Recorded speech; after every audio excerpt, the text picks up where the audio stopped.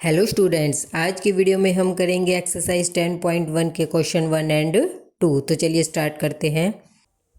Question number 1 देखिए, following are the car parking charges near a railway station up to. तो देखिए students, इस question में हमें क्या बताना है। हमें दिया गया है कि एक कार पार्किंग है जिसके चार्जेस गिवन है near a railway station. Railway station के पास कोई एक कार पार्किंग है जहाँ पे हमें क्या गिवन है, उसके चार्जेस गिवन है। तो देखिए, यदि 4 आवर के लिए अगर हम कार को पार्क करेंगे तो उसके चार्जेस है 60 रुपीज़। 8 आवर के लिए यदि हम कार को पार्क करेंगे तो उसके चार्जेस है 100 रुपीज़। 12 आवर के लिए यदि कार को पार्क करेंगे तो उसके चार्जेस है 140 रुपीज़।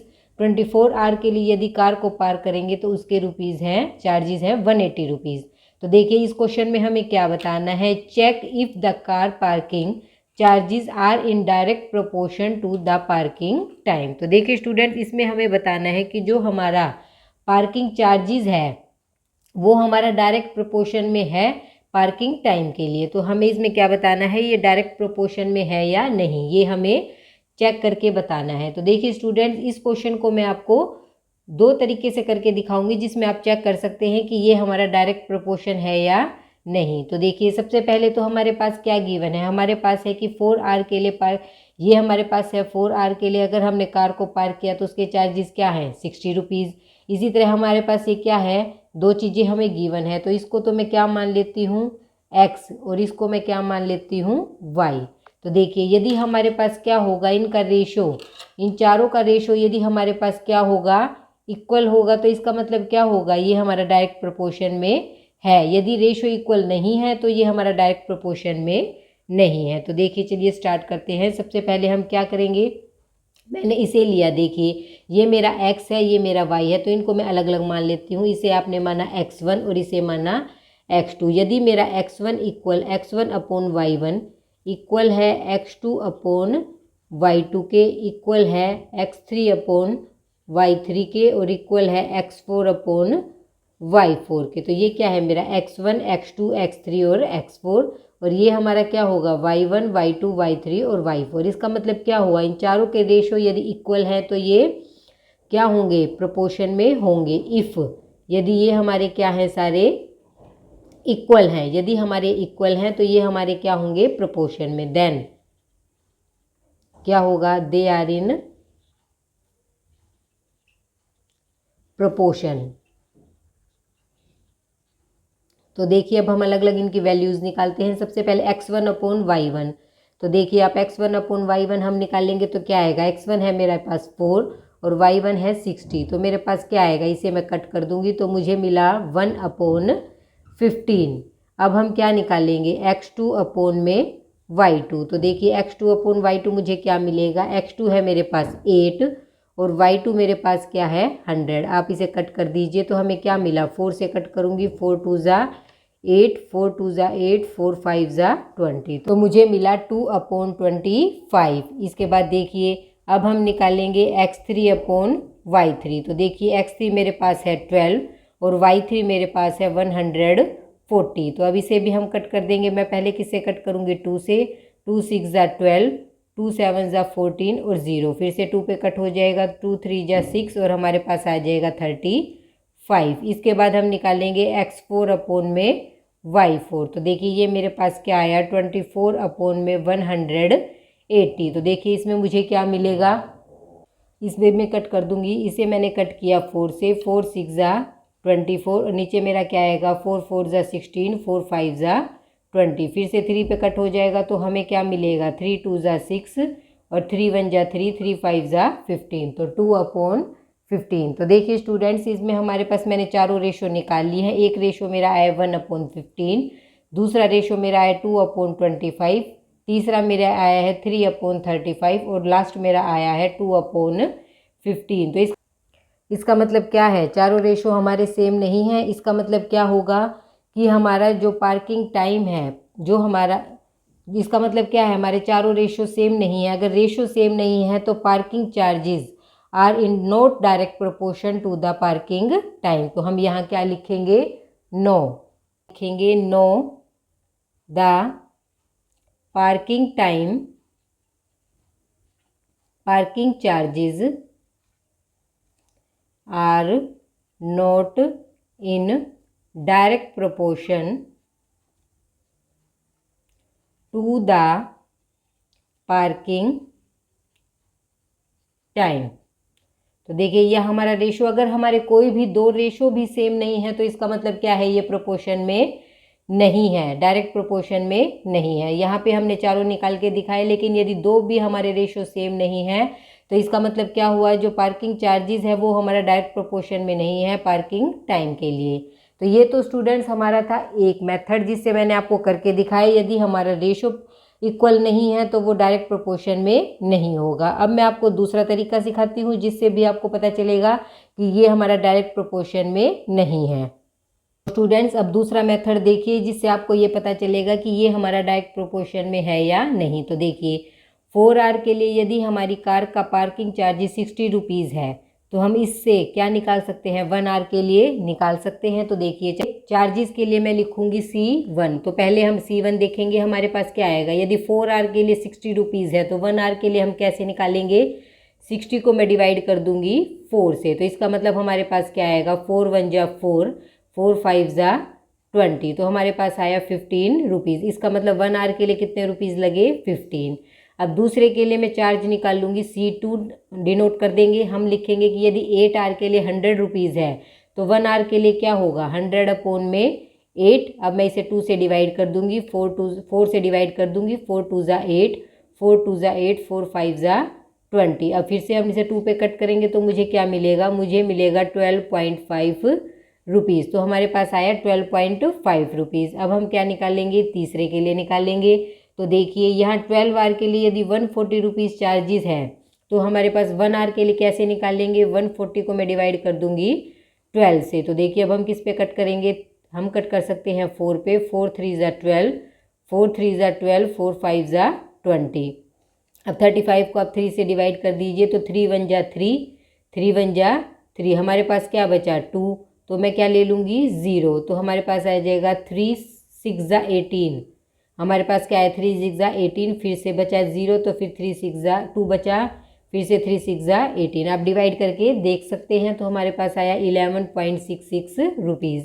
अब C4 हम 4 के लिए देखेंगे, यदि 24 आवर के लिए 180 रुपीज़ है तो यहाँ 1 आवर के लिए हमारे पास क्या चार्ज होगा, 180 को मैं डिवाइड करूँगी 24 से। तो देखिए इसे हम डायरेक्ट 6 से कट कर सकते हैं, 6 4 जा 24, 6 3 जा 18 और 0। फिर हम फिर से 2 पे कट करेंगे तो हमारे पास आएगा 2 2 जा 4 और यहाँ पे आ जाएगा 15, तो हमारे पास आएगा 7.5 रुपीज़। तो देखिए स्टूडेंट्स हमने चारों ही अलग अलग C1 C2 C3 C4 चारों हमारा क्या आया है, 1 आवर के लिए हमारा चार्जेस अलग अलग आया है। इसका मतलब क्या हुआ कि ये जो हमारा पार्किंग चार्जेस है वो डायरेक्ट प्रोपोर्शन में नहीं है पार्किंग टाइम के लिए। तो इसमें भी हम सेम लाइन लिखेंगे जो मैंने आपको फर्स्ट मेथड में लिख के दिखाई, वही लाइन आपको यहाँ लिखनी है। No the parking charges are is not in direct proportion to the parking time. तो आप इसमें से कोई भी मेथड यूज़ कर सकते हैं जिससे आप दिखा सकते हैं कि ये हमारा डायरेक्ट प्रोपोर्शन में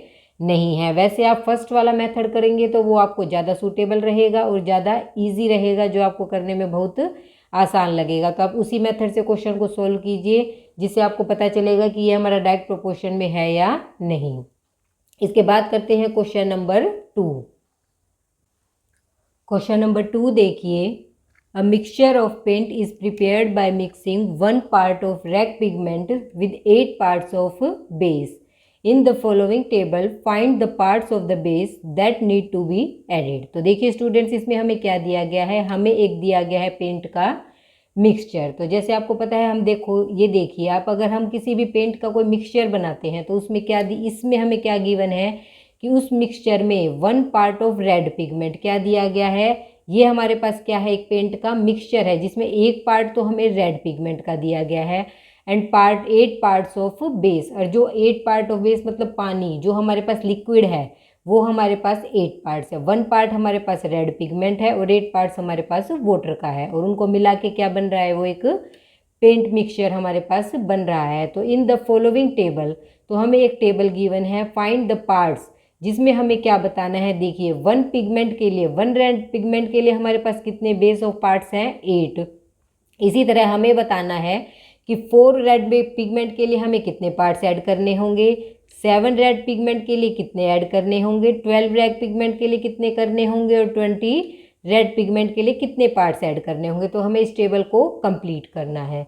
तो देखिए स्टूडेंट, सबसे पहले तो क्वेश्चन सॉल्व करने से पहले हमें पता लगाना है कि वो हमारा डायरेक्ट प्रोपोर्शन है या इन्वर्स प्रोपोर्शन है। तो देखिए सबसे पहले आप यहाँ देखिए, या अगर हम कोई भी एक सॉल्यूशन, कोई भी मिक्सचर तैयार करते हैं, अगर उसमें हमारे पास 1 पार्ट ऑफ रेड पिगमेंट है और 8 पार्ट्स ऑफ बेस है, तो उसके लिए आप नेक्स्ट जाइए। अगर हमने उसमें 4 पार्ट ऑफ रेड पिगमेंट्स डाला, तो देखिए जैसे हमारे पास क्या है, ये एक मिक्सचर है। यदि इसमें 1 की जगह अगर मैं इसमें 4 पार्ट ऑफ रेड पिगमेंट डाल दूंगी, तो इसका मतलब वाटर भी हमें क्या करना होगा, बढ़ाना होगा।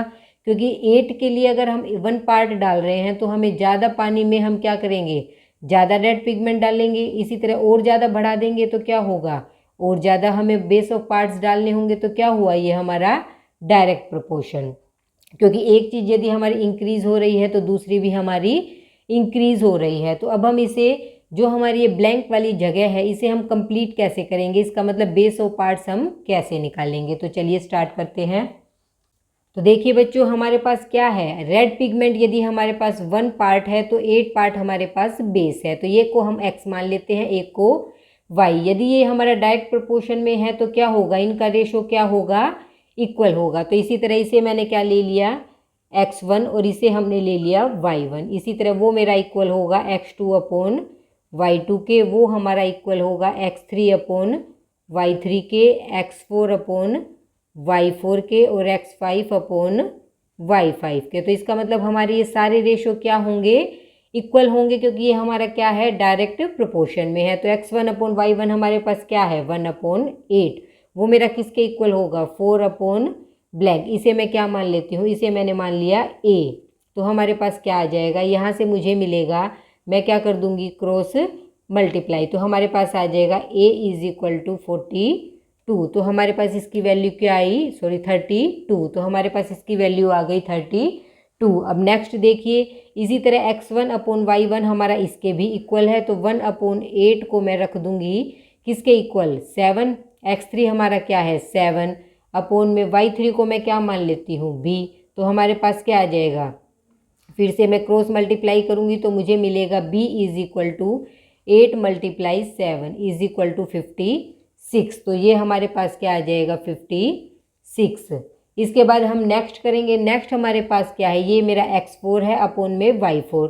तो स्टूडेंट्स इसे आप चाहे y4 भी लिख सकते हैं, इसे आप y3 भी लिख सकते हैं। यहाँ पे मैंने a b से डिनोट किया है, तो आप इसे कुछ भी लिख सकते हैं। तो अब मेरे पास यहाँ भी क्या आएगा, 1 upon 8 is equal to 12 upon, इसे मैंने क्या ले लिया, आप यहाँ पे a और b रखने की बजाय आप इसे सेम वही रखिए जो हमने लिया था। यहाँ पे हमने क्या लिया था, यहाँ पे मैंने लिया था y2 और यहाँ पे मैंने क्या लिया था, y3। तो यहाँ पे हम भी क्या ले लेंगे, y2 और यहाँ हमने क्या लिया था, y3। तो यहाँ से मेरी y, इसी तरह 1 अपॉन 8 12 अपॉन, तो x4 मेरा 12 है, तो यहाँ मेरा क्या है, ये y4। तो यहाँ से फिर से क्रॉस मल्टीप्लाई करूँगी तो y4 मुझे क्या मिलेगा, 12 मल्टीप्लाई में 8। तो 12 8 जा क्या होता है, 96। तो इसके बाद हमारे पास क्या है, 20। तो देखिए नेक्स्ट रेशो हम क्या लेंगे, 1 अपॉन,